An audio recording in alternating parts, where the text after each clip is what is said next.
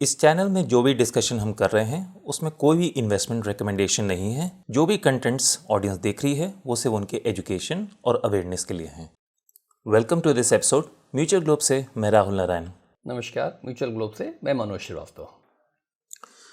2025 बहुत ही उथल पुथल का रहा है और 2026 में भी अनसर्टेनिटी सी ही दिखाई दे रही है। तो इसके बेसिस पे हमारी डेटा एनालिसिस कौन सी मिड कैप स्कीम्स को ऊपर रख रही है, ये एपिसोड हम लोग उस पर रखेंगे। राइट। तो उसमें मैं पहले चाहूँगा कि वेरी क्विकली पिछले 5, 10, 15, 20 सालों में टॉप 3 पे कौन रही है, क्विकली अगर तुम बता सको अपने डेटा की बेसिस पे। राइट। तो हम लोग स्टार्ट करते हैं पहले लास्ट 20 ईयर्स में किन स्कीम्स ने बेस्ट रिटर्न्स दिए हैं। राइट। तो वो स्कीम आ रही है सुंदरम मिड कैप, निपॉन और उसके बाद आ रही है HSBC। ओके। यही चीज़ अगर हम लोग 15 ईयर्स में करते हैं तो टॉप पे आ रही है ईडलवाइस, उसके बाद आ रही है HDFC and then Invesco. Okay.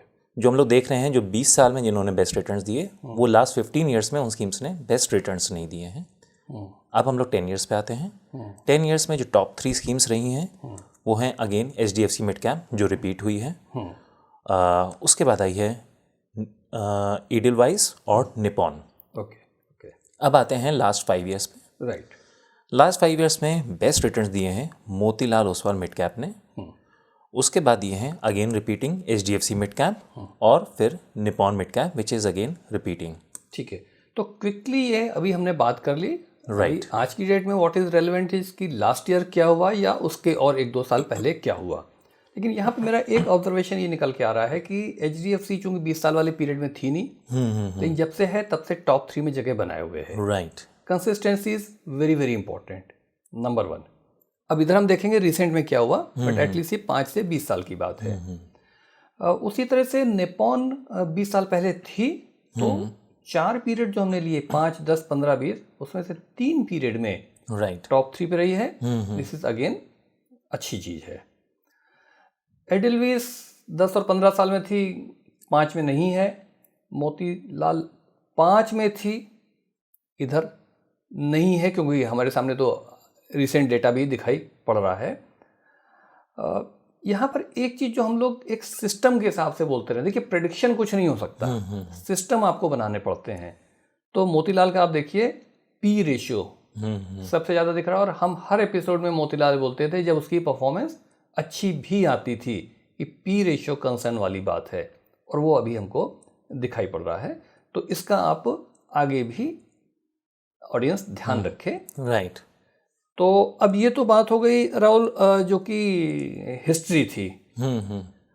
अब जो हम डेटा एनालिसिस हमने किया है उसके बेसिस पे क्या सिचुएशन निकल के आ रही है वो तुम थोड़ा अगर ब्रीफ करो तो अब इसके बेसिस पे जो हमारी स्कीम्स जो टॉप पे निकल आ रही हैं based on our data analysis, तो सबसे पहले जिसका नाम मेंशन करना चाहेंगे वो है ICICI मिड कैप। ओके।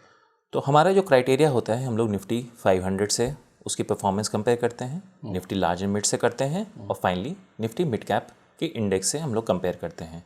और कंपेयर करते हैं 3 पीरियड में, 1 साल पहले, उससे 1 साल, उससे पहले 1 साल और उससे पहले 1 साल। तो जो तुमने कहा मैं ऑडियंस के लिए एक बार फिर से रिपीट कर रहा हूँ। हम क्या करते हैं कि एक बेंचमार्क लिया हमने निफ्टी 500, उसके बाद लिया और देखा कि इस स्कीम ने आउट परफॉर्म किया कि नहीं किया। फिर हमने लिया निफ्टी लार्ज एंड मिड 250, उसको आउट परफॉर्म किया कि नहीं किया, और फिर निफ्टी मिड कैप 150, उसको आउट परफॉर्म किया कि नहीं किया। राइट। और पीरियड हम ले रहे हैं अभी जैसे इस वर्किंग के लिए 12 जनवरी 26 से 12 जनवरी 25, 12 जनवरी 25 से 12 जनवरी 24, और 12 जनवरी 24 से 12 जनवरी 23। राइट। इसके हिसाब से करेक्ट। ठीक। ओके। तो ICICI ने निफ्टी 500 को तीनों पीरियड में बीट किया है, right. Nifty large and mid को तीनों पीरियड में बीट किया है, और निफ्टी मिड कैप 150 को 2 पीरियड में बीट किया है। ओके। तो जैसे हम लोग देख रहे हैं कि पिछले साल में बीट किया है, उससे पिछले साल में भी बीट किया है, और 3 साल पहले में अपने इंडेक्स से पीछे रही है। ठीक है, ठीक है। तो ये एक तरीके से नंबर 1 पे निकल के आ रही है as per data analysis. Correct. Okay okay. उसके बाद हम लोग डिस्कस करते हैं जो सेकंड स्कीम निकल के आ रही है वो है अगेन HDFC मिड कैप, जो कि कंसिस्टेंट परफॉर्मर है। राइट। अगेन निफ्टी 500 को तीनों पीरियड में बीट किया है। निफ्टी लार्ज मिड को 2 पीरियड में बीट कर पाई है। अनफॉर्चुनेटली पिछले साल में बीट नहीं कर पाई है लार्ज मिड को। और निफ्टी अपने मिड कैप 150 जो उसका बेंचमार्क है उसको भी 2 पीरियड में बीट किया है, पिछले साल और उसके पिछले साल में। ओके। और उसके पिछले साल नहीं बीट कर पाई थी। करेक्ट। ठीक है ठीक है। नेक्स्ट स्कीम जो निकल के आ रही है वो है मिरई। मिरई ने निफ्टी 500 को तीनों पीरियड में बीट किया है, लार्ज एंड मिड को 2 पीरियड में बीट किया है, और निफ्टी मिड कैप 150 को एक ही पीरियड में बीट कर पाई है, वो है लास्ट ईयर में। Okay okay. तो तुम ये कह रहे हो कि निफ्टी मिड कैप को ये केवल एक ही पीरियड बीट कर पाई है जो कि करंट है। यस। अच्छा। यस। और उसके पहले के 2 सालों में ये नहीं कर पाई है मिड कैप 150 को, यानी अपने बेंचमार्क को। राइट। और 250 को इसने 2 पीरियड में बीट किया है, जो कि ये करंट वाला जिसको रिसेंट पास्ट कह सकते हैं, और दूसरे साल में नहीं हुई, तीसरे साल में। तीसरे साल का मतलब हो गया 22 से 23 से 24 वाले पीरियड। ओके ठीक है। नेक्स्ट जो डिस्कस करेंगे वो है निपॉन। निपॉन ने निफ्टी 500 को 2 पीरियड में बीट किया है, लार्ज एंड मिड को भी 2 पीरियड में बीट किया है, और अपने बेंचमार्क को भी 2 पीरियड में बीट किया है। Okay okay. यहाँ पे एक चीज़ जो निपॉन के बारे में दिखाई पड़ रहा है डेटा, उसके हिसाब से जो रिसेंट पास्ट गया है 12 जनवरी 26 से 12 जनवरी 25, उसमें ये बीट नहीं कर पाया है। राइट। तो ये थोड़ा सा किसी भी बेंचमार्क को। लेकिन उसके पिछले दोनों सालों में ये बीट करता रहा है, और तीनों बेंचमार्क को बीट करता रहा है। देखिए ध्यान दीजिए, तो वहाँ तीनों बेंचमार्क को बीट कर रहा था, लास्ट ईयर नहीं किया है, तो लास्ट ईयर में परफॉर्मेंस थोड़ी सी कमजोर हुई है। राइट। और सेम सिचुएशन है हमारी जो 5th स्कीम है महिंद्रा, उसने भी पिछले साल में बीट नहीं कर पाई है।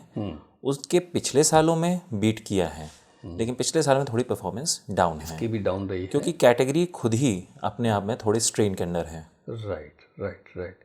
तो ये एक तरीके से सिचुएशन निकल के आ रही है। अब इसमें हम देखने की कोशिश कर रहे हैं, तो देखिए पी के एंगल से आप देखें तो थोड़ा सा ICICI थोड़ा महंगा लग रहा है, 36 का है। उसी के कंपेरिजन में HDFC 26 से फर्क है वैल्यूएशन वाइज। मिरई 30 पे है, तो ये एक एंगल ऑडियंस को देखने की है। 3 महीने 6 महीने में ठीक चल रहा है। मतलब अभी देखिए 2025 तो टर्मोइल का रहा ही है, तो उस टर्मोइल से तो ये भी बच नहीं सकते हैं। तो ये एक सिचुएशन निकल के आ रही है।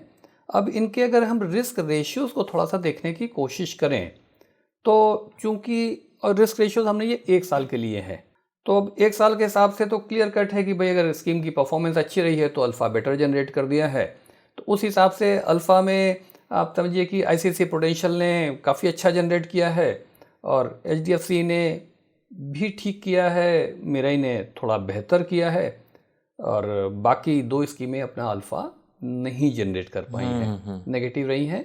अगेन हम बार बार कह रहे हैं क्योंकि मिड कैप की स्पेस बहुत ही स्ट्रेन रही है। राइट। तो बेसिकली जो निकल के आ रहा है इस समय जो 3 स्कीम हैं वो ज़्यादा बेटर लग रही हैं, इंस्टेड कि हम कहें कि 5 स्कीम। हाँ, हम लोग निपॉन और महिंद्रा एक वैसे अच्छी स्कीम्स हैं, लेकिन 1 साल के परफॉर्मेंस में थोड़ी नीचे आ रही है। लेकिन मुझे लगता है कि चूंकि इतना टर्मोइल रहा है, तो केवल 1 साल के बेसिस पे, क्योंकि निपॉन हमने देखा था, राइट, 5, 10, 15, 20 में से 4 पीरियड में से 3 पीरियड में टॉप 3 में थी।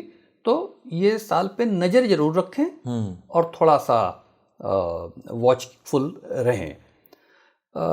बीटा ठीक लग रहा है। SDB जो है वो समझिए कि SD में आप जितना ज़्यादा है यानी उतना ज़्यादा वॉलेटिलिटी है। उस एंगल से HDFC की वॉलेटिलिटी सबसे कम दिखाई पड़ रही है। कंसिस्टेंट प्लेयर है तो कम दिखाई पड़ रही है। और शार्पी नेचुरली थोड़ा सा वो एंगल है, तो ICICI की सबसे अच्छी दिख रही है, followed by Mirae and HDFC। तो ये एक तरीके से परफॉर्मेंस निकल के आ रही है। तो इन टॉप 5 पर ऑडियंस नज़र रखे। टॉप 3 बेटर निकल के आ रही है, बट मुझे लगता है चौथी और 5वीं को भी इग्नोर नहीं करना चाहिए। और बाकी चूंकि ये तो डेटा एनालिसिस है, इन्वेस्टमेंट की कोई रिकमेंडेशन नहीं है, तो खुद स्टडी करें, अपने इन्वेस्टमेंट एडवाइज़र की सलाह लें। ठीक है। और ये चैनल को देखते रहें ताकि हम आपको टाइम टू टाइम अपडेट करते रहें।